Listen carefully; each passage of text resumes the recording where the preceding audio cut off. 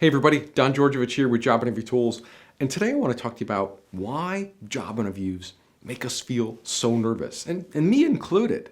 If I go on a job interview, I'm nervous too, and I'm not supposed to be, but we are. Everybody gets nervous on a job interview, whether they show it or not. And for some, they show it more than others, and they show it by not talking because they're afraid. And what's actually happening is your mind is kind of building a wall in front of you, between you and that interviewer. And it's protecting you. Those nerves there are designed to protect us as human beings. So if you think about it, a job interview, it's not really a natural process. It's just not natural to take somebody and stick them in a room with a couple other people and have them ask them and probe them with all kinds of questions about things that they've done and experiences and how they would do this and that. It's a very unnatural process. That's why you feel so nervous. So if you take yourself and you go back to the job that you have right now or a job that you've had before, if you think about it, you were never nervous doing anything on that job. You weren't nervous in meetings. You weren't nervous performing your daily tasks or nothing. But now we take you out of that, we stick you in an interview where people ask you questions and you freeze. Your brain freezes and you just don't know what to say, and maybe all kinds of thoughts are coming to you at once and not a single one can come out, or maybe they all come out at once. I don't know. Everybody's different. Everybody handles this situation differently. I mean, I've known people who were just very vocal and very comfortable talking to anybody. They get presentations all the time. They lead meetings. They're managers. They work with customers. No problem talking to anybody at any time. You stick them in an interview and they freeze. And they're like a deer in the headlights, and they don't know what to say. They don't know how to answer the questions. And everything just hits them at once, and they put on a terrible interview performance. Just terrible. And then after that interview, they're like, wow, what just happened? I really screwed that up. Why did I screw that up? Well, I'll tell you why you screwed it up. You didn't prepare. You didn't prime yourself. And maybe you're thinking, well, Don, yes, I have. I have prepared myself. I've primed myself. I've read books. I've done everything. And all I'll say is, if you're still nervous in the interview and you're awkward and you're fumbling over your words, you haven't prepared enough. You haven't interviewed enough. It takes practice. It takes effort. It's not easy. It's never going to be easy. It's never going to be easy. If I were to go out and interview right now, I would be nervous. And I would probably fumble over my own words because I'm not prepared for that. And you have to get prepared for that. So what's actually happening in that interview process when interviewers are asking you questions? Well, if you think about it, they're asking you about experiences that you had in your past job, which could be, from a year or two ago. Well, all those experiences that you have, those are stored in your long-term memory. Long-term memory is back there. Anytime our brain goes to access our long-term memory, it's a disaster because all the pieces of the information, it's all fragmented. It's a big mess. And what happens is when you start talking about a long-term experience, your brain immediately says, okay, let's talk about this. And then it challenges itself. It says, wait, no, I got a better thing. Let's say this. Wait, no, this happened first. Wait, no, this happened. Put this first. And it challenges itself while you're trying to answer the question. And that's why all this garbage just starts coming out of your mouth, and it doesn't make any sense. And what a lot of people do is they just keep talking. They try to just talk over it, and they just keep talking over their words and in circles, and then they don't even know what they said anymore. And if you don't know what you said, the interviewer doesn't know what you said either. And they just call that diarrhea of the mouth. Just blah, nothing. So what you want to do, the way to fix this is to take those long-term experiences that you have, things that you did a long time ago, move them over to your short-term memory. How do you do that? Well, you re-remember them. That means you have to think about the things that you've done. Now, you can't think about, if you have 20 years of experience, you can't revisit everything that you've done in the last 20 years. So what you want to do is take that job description that they have and find out what's most important to them in that job description. Then go through your experience, whether on your resume or whether you think about it, and think about your experiences that you had that are relevant to what they're looking for, okay? Then re-remember those experiences in detail. I mean, sit down with a pen and paper for a couple hours and start re-remembering everything that you did on those projects and write it out. Write it in detail. And as you go through your first draft, you're going to remember more. You're going to remember more things that happen. And you go through and you fill in more detail. And you fill in more detail.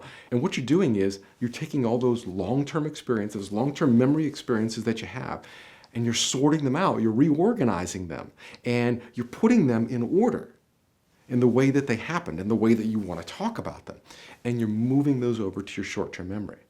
And your short-term memory is fast, it's quick, and it's going to allow you to talk about what you did from years ago very quickly, very succinctly, so that anyone can understand what you said. I mean, if I were to ask you what you did yesterday, you'd be like, yeah, boom, boom, boom.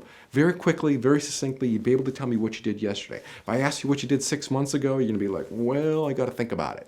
So re-remember all your work experiences, move it over to your short-term memory. That is going to make you feel more comfortable and confident when you're talking about those experiences. Now, to take this one step farther, get yourself a video camera, kind of like I have right here, and pretend you are talking to an interviewer. Just put a picture of an interviewer, maybe some men and women in suits, and put it right there in front of that video camera. And pretend that they asked you a question, like, why do you want to leave your last job? Or why do you want to work here? Or tell me about a project that didn't work out well. And then you go to work. You answer that question. You look at those people and you pretend, you imagine, you visualize yourself in the interview. Visualize yourself physically in the interview. And you answer those questions. And then you go back and you watch it. You watch how you answered the questions. You look for how many times you said, and maybe, when you were reaching for certain words and you were struggling. This is going to show you what you look like in an interview. And if you don't like what you see, you don't like how you sound, you can change it. And you practice and you rehearse and you go over and you go over and you go over again. And that's how you prime yourself. That's how you prepare yourself for a job interview. Another way you can do this is, after you prepare and you prime at home, start going on any job interview you can get. Anybody who's willing to interview you, even if you don't want the job. Just go out there and get the interview just for practice. This is going to stretch your nervousness. It's going to take those nerves that you feel that are so tight, and you're going to go in the interview and you're going to try hard and you're going to stretch them out. And you're going to learn to become comfortable in front of people that you've never met before who want to probe and ask you all kinds of questions. And you keep doing this over and over and over. Just take any interview you can get, anything, and go talk to somebody and stretch your experiences, stretch your mind, and practice on real live people. And then when the actual job comes up for the place that you really want to be at, you're going to be in such a better state, a stronger state, a more confident state to go in there and express, why you want to work here and the things that you can do for them. And you're going to do it in a very natural way. And employers are going to be magnetized to you. They're going to be like, wow, you sound great. We like everything you said. You seem really comfortable here. Would like to make you an offer. But if you do the opposite and you don't prepare and you think you're just going to go into a job interview and wing it, get used to disappointment. Because right now, I could not even go into a job interview and just wing it. I couldn't. I would have to look at that company. I would have to look at that job description. I'd have to think about how I could add value to that position. I'd have to put some thought into it. And so do you. And so do you. So do that before your next interview. Prepare. Go back and look at maybe 2 or 3 different projects that you've worked on in the last few years and re-remember those. Write out those. Break them down. Create a framework of everything that you did. Whether maybe you were teaching a class, rewrite out how you would teach that class. Or if you're an engineer, a software developer, talk about specific projects that you worked on and re-remember all those details. It's going to put you in such a more comfortable and confident position in the interview. Employers are going to want to hire you because most people don't do this. You take 10 candidates, employer interviews 10 candidates, 1 or 2 really put the effort into preparing.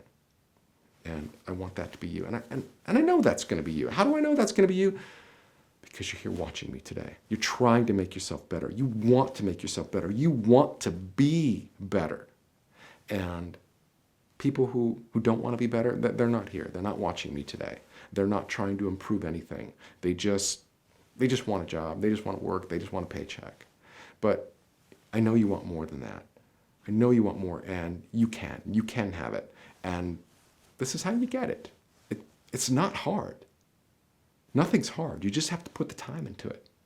All right, my friend? Now, before your next interview, I strongly suggest grabbing a copy of the Complete Interview Answer Guide.